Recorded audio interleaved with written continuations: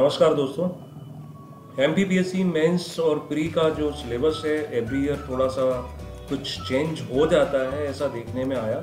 लेकिन इनके द्वारा कुछ अपने सिलेबस में मुझे लगता है कुछ ठीक से वर्क नहीं किया गया है। तो आज उसको देख लेते हैं कि कहाँ पर उनके द्वारा कुछ गलती की गई है या जानबूझ करके ऐसा सिलेबस डिजाइन किया है। एक एक करके हम उस चीज़ को समझते हैं। ये एमपीपीएससी 2016 उसके लिए इन्होंने विज्ञापन जारी किया था। तो जब विज्ञापन जारी करते हैं तो उसके साथ ही इसका पूरा डिटेल में सिलेबस डिजाइन करके दिखाते हैं। यहाँ हम देखते हैं इसका प्री और मेंस का जो सिलेबस था उसको एक बार स्टडी कर लें कि 2016 में एमपीपीएससी ने अपने सिलेबस को कैसे डिजाइन किया था। ये परीक्षा का pattern, total number of paper जो थे वो 6 थे। यहाँ पर पेपर फर्स्ट, सेकेंड, थर्ड ये पार्ट ए पार्ट बी में डिवाइड था। पेपर फोर्थ सिंगल रहा। पेपर पांचवा हिंदी और निबंध का पेपर था। ठीक है, अब ये जो डिवीजन किया था इन्होंने पार्ट ए और पार्ट बी का, इसका भी इन्होंने बड़े अच्छे से सिलेबस पूरा डिटेल में दिया है ना। तो वो सिलेबस भी एक बार जल्दी से देख लेते हैं कैसे था। जैसे यहाँ आप देखेंगे, पहले हम प्री का सिलेबस अगर देखें तो जनरली सिलेबस तो वैसा ही है, बस इसमें पेपर 1 में आप जो एक्ट देखेंगे, जैसे कौन कौन से एक्ट रखे गए थे सिलेबस में, तो SC/ST एट्रोसिटी जो एक्ट 1989, उसके बाद सिविल प्रोटेक्शन राइट एक्ट 1995 रखा गया। ठीक है, यहाँ सिविल अधिकार संरक्षण अधिनियम 1955 के स्थान पर 1995 को ये लेकर आते हैं। और उसके बाद ह्यूमन राइट एक्ट 1993 वो वैसा का वैसा है। अब हम इसके मेंस के सिलेबस को भी अगर हम देखें किसी भी पेपर को, जैसे ये पहला पेपर है तो इसमें यहाँ पर इन्होंने स्पष्ट हेडिंग डाल दी है, खंड आ यानी पेपर जो 1 का पार्ट ए। ऐसे ही इन्होंने पार्ट बी, इसी प्रकार से सारे सेक्शन को इन्होंने अच्छे से डिवाइड किया। यहाँ मैं बात करूँगा पेपर 2 की। पेपर 2 में इन्होंने पार्ट ए जो डिवाइड किया है, इसमें पॉलिटी से जुड़े हुए कुछ पार्ट हैं। ठीक है, जैसे आप एक एक करके इन सारे हेडिंगों को पढ़ेंगे तो ये पूरा का पूरा पॉलिटी से जुड़ा हुआ है। अब इसमें कौन कौन सी चीज़ें इन्होंने और ऐड की हैं इसी पेपर में, लोक सेवाएं, अखिल भारतीय सेवाएं, यानी ये जो 3 नंबर पे पॉइंट हैं, लोक सेवाएं, ऑल इंडिया सर्विसेज, केंद्रीय सेवाएं, राज्य सेवाएं, संवैधानिक पद, भूमिका, कार्य, प्रवृत्ति, संघ लोक सेवा आयोग, एमपीपीएससी, शासन के बदलते प्रारूप के संदर्भ में केंद्र राज्य की प्रशिक्षण और प्रशिक्षण संस्थाएं। इसके बाद पॉइंट नंबर 4, लोक व्यय एवं लेखा, लोक व्यय पर नियंत्रण, संसदीय नियंत्रण, प्राकलन समिति, लोक लेखा समिति, भारत के नियंत्रक एवं महालेखा परीक्षा का कार्यालय। इसके बाद ये इंटरनेशनल ऑर्गेनाइजेशन दिए हुए हैं, संयुक्त राष्ट्र, उसके सहयोगी संगठन, IMF, world bank, Asian development bank, SAARC, BRICS, अन्य बाइलैटरल जो और विश्व व्यापार संगठन। ये सारा जो सेक्शन है ये इनके द्वारा पेपर 1 का पार्ट ए में रख दिया। पार्ट बी में क्या क्या चीज़ें रखी गई हैं, तो यहाँ पर इनके द्वारा सोशल लेजिस्लेचर यानी कुछ सामाजिक विधान। इसके बाद ह्यूमन राइट्स एक्ट 93 रख दिया। भारतीय संविधान में आपराधिक नियमों के अंतर्गत महिलाओं को प्राप्त सुरक्षा। फिर घरेलू हिंसा से स्त्री संरक्षण अधिनियम 2005। फिर यहाँ पर सिविल अधिकार संरक्षण अधिनियम 1955। यानी प्री में तो ये 95 वाले को रखते हैं और मेंस में 55 वाले को रख देते हैं। तो ये दोनों एक्टों को इन्होंने उलझा के रख दिया। कोई एक एक्ट अगर रखते तो वो हेल्प करता कि पहले उसको प्रीलिम्स में पढ़ते, देन मेंस में भी पूछ लें। उसके बाद ये SC/ST एक्ट 1989 वही रिपीट है, right to information 2005, environmental protection act 1986, उपभोक्ता संरक्षण अधिनियम 1986, सूचना प्रौद्योगिकी अधिनियम 2000, भ्रष्टाचार निवारण अधिनियम 1988, मध्य प्रदेश लोक सेवाओं के जो सेवा गारंटी अधिनियम है वो ये एक्ट। इसके साथ साथ सामाजिक क्षेत्र यानी सोशल सेक्टर में स्वास्थ्य, शिक्षा और सशक्तिकरण से संबंधित चीज़ें रख दी गई हैं। ये सारी हेडिंगें देख सकते हैं। फिर इन्होंने ये विश्व स्वास्थ्य संगठन भी यहाँ पर रखा है। फिर एजुकेशन सिस्टम में देखेंगे मानव संसाधन, ये टॉपिक आ जाते हैं। फिर ह्यूमन जो रिसोर्सेज डेवलपमेंट है उससे जुड़ी कुछ बहुत सारी संस्थाएं दी हुई हैं। देन कल्याणकारी कार्यक्रम वृद्धों के लिए, निःशक्तजनों के लिए, बच्चों के लिए, महिलाओं के लिए, इन सारे मुद्दों को रख दिया। और ऐसे करके ये पेपर 2 का पार्ट भी कंप्लीट हो जाता है। ये जो सिलेबस इन्होंने लिखा है इनकी वेबसाइट पर आपको मिल जाएगा, वहां पर भी आप जाकर के देख सकते हैं। 2016। अब हम बात करते हैं इनके उस सिलेबस की जो इन्होंने लास्ट ईयर या 2017 में निकाला, 2018 में निकाला, उसमें इन्होंने क्या चेंज किया हुआ है। ठीक है, हम उसको भी जल्दी से देख लेते हैं। अब ये जो सिलेबस है इनका, ये है 2018 के लिए जो इन्होंने निकाला था वो वाला। ठीक है, अब इस सिलेबस को भी हम देखें कि क्या इसमें चेंज आया, क्या 2016 के जैसा ही है या कुछ चीज़ें इनके द्वारा चेंज की गई।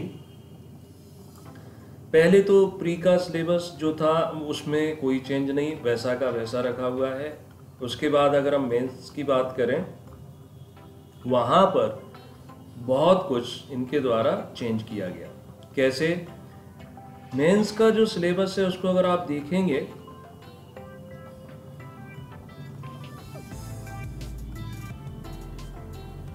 जैसे ये पेपर 1, अब ये पेपर 1 जो है यहाँ पर इन्होंने कहीं नहीं लिखा है कि ये पेपर 1 का पार्ट ए है, जबकि पिछले सिलेबस में आपको बताया वहाँ क्लियर उन्होंने मेंशन किया था हर पेपर में कि पेपर 1 का part A, then part B, इसी प्रकार से पेपर 2 का पार्ट ए, पेपर 2 का पार्ट बी। यहाँ आप कोई भी पेपर देख लो, इसमें इन्होंने पार्ट ए और बी का जो डिवीजन है वो बिल्कुल भी नहीं किया है ना।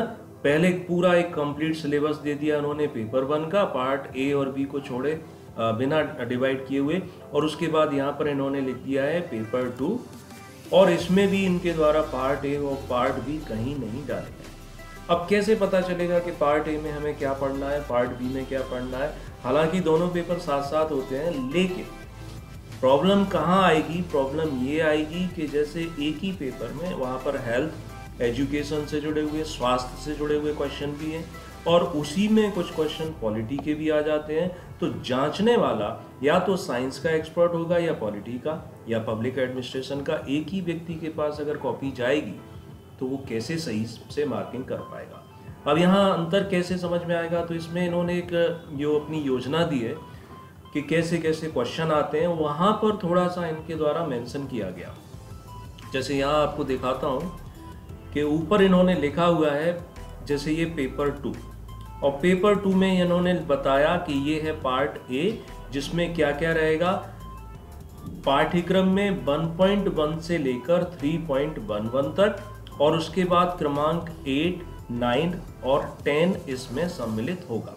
यानी पेपर 2 का पार्ट ए 1.1 से स्टार्ट करेंगे 3.11 तक, देन पार्ट 8, 9 और 10। अब हम उसका सिलेबस पे आ जाते हैं, वहाँ इसको टैली करते हैं कि ये जो जैसा लिखा है उसमें एक्चुअल में है क्या, है ना।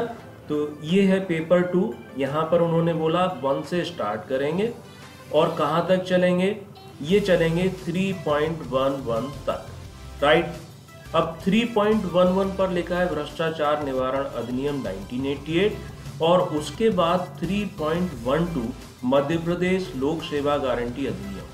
तो मध्य प्रदेश लोक सेवा गारंटी अधिनियम जो है ये किस पार्ट में रखेंगे? पार्ट ए रहेगा या पार्ट 2 में जाएगा? ये भी अब जल्दी से देख लेते हैं। यहाँ आप पढ़ोगे कि 3.11 दिया हुआ है, 3.12 नहीं लिखा हुआ है। ठीक है, पेपर किस में? ए में, पेपर 2 का ए, इसमें 1.1 से 3.11 तक आ जाते हैं।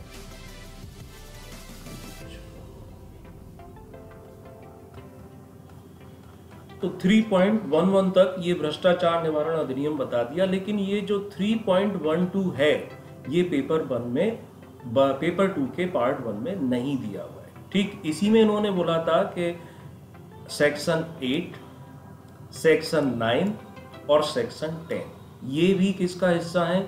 ये भी पार्ट ए का हिस्सा है। तो सेक्शन 8 में लोक सेवाएं, 9 में लोक व्यय और लोक लेखा, और 10 में क्या लिखा है? अंतरराष्ट्रीय संगठन। ठीक, अब हम देखते हैं कि इनका जो पेपर 2 का पार्ट बी है उसमें कौन कौन से टॉपिक आते हैं, है ना। तो ये ऊपर जाके आप इसको एक बार फिर से टैली करते हैं। पेपर 2, ये पेपर 2 पार्ट ए बता दिया। अब इसका लिखा है पार्ट बी। यहाँ पर ये लिखते हैं कि 4.1 से स्टार्ट करो और कहाँ तक? 10.4 तक। इसमें भी 3.12 यानी मध्य प्रदेश सेवा गारंटी अधिनियम वाला जो हेडिंग है वो इंक्लूडेड नहीं है। ना तो वो पेपर 1 में आया, मतलब ना तो वो पेपर 2 के पार्ट 1 में आया और ना ही पेपर 2 के पार्ट बी में आया, तो उसको लिखा क्यों? ठीक 10.4 तक। अब ये बड़ा अजीब सा दिया है कि पार्ट ए में आप बोलते हो कि इंटरनेशनल ऑर्गेनाइजेशन आ जाएंगे और उसके बाद इंटरनेशनल ऑर्गेनाइजेशन जब आप पढ़ेंगे पार्ट इसमें 10 में, बाकी 10.1, 10.2, 10.3 ये सब इन्होंने किस में जोड़ दिया है? पार्ट बी में जोड़ दिया है। तो अजीब सा सिलेबस का ये पैटर्न बनाया हुआ है। इंटरनेशनल ऑर्गेनाइजेशन में यूएन भी आएगा, उसके सहयोगी संगठन भी आएंगे, आईएमएफ भी आएगा, वर्ल्ड बैंक भी आएगा, एडीबी भी आएगा, सार्क भी आएगा, ये सब इंटरनेशनल ऑर्गेनाइजेशन है। लेकिन नीचे वाले पार्ट को ये बोलते हैं कि हम पेपर 2 के पार्ट बी में पूछेंगे। ये अजीब सा इनका पैटर्न है। 2014 से ये सिलेबस चेंज हुआ है, तब से ये अपने सिलेबस को नहीं सुधार पाए। ठीक, अगर पेपर 2 की कॉपी जाती है तो उसमें ये बहुत सारी चीज़ें, कुपोषण है, इसमें अभी चिकित्सक उनसे संबंधित क्वेश्चन आते हैं, उसमें बीमारियों से संबंधित क्वेश्चन आते हैं। अब दूसरी तरफ इसमें क्या क्या पूछा जा रहा है, इसमें इंटरनेशनल ऑर्गेनाइजेशन भी पूछ रहे हो, तो एक व्यक्ति क्या एक्सपर्टाइजेशन के साथ ये चेक कर पाएगा? तो ये स्टूडेंट और एस्पिरेंट्स के साथ बहुत ही बड़ा इनजस्टिस है एमपीपीएससी के द्वारा। मैं समझता हूँ आप सब लोगों को इसके रिगार्डिंग लेटर लिखना चाहिए इनको, जिससे कि ये अपनी इस कमी को दूर कर पाए।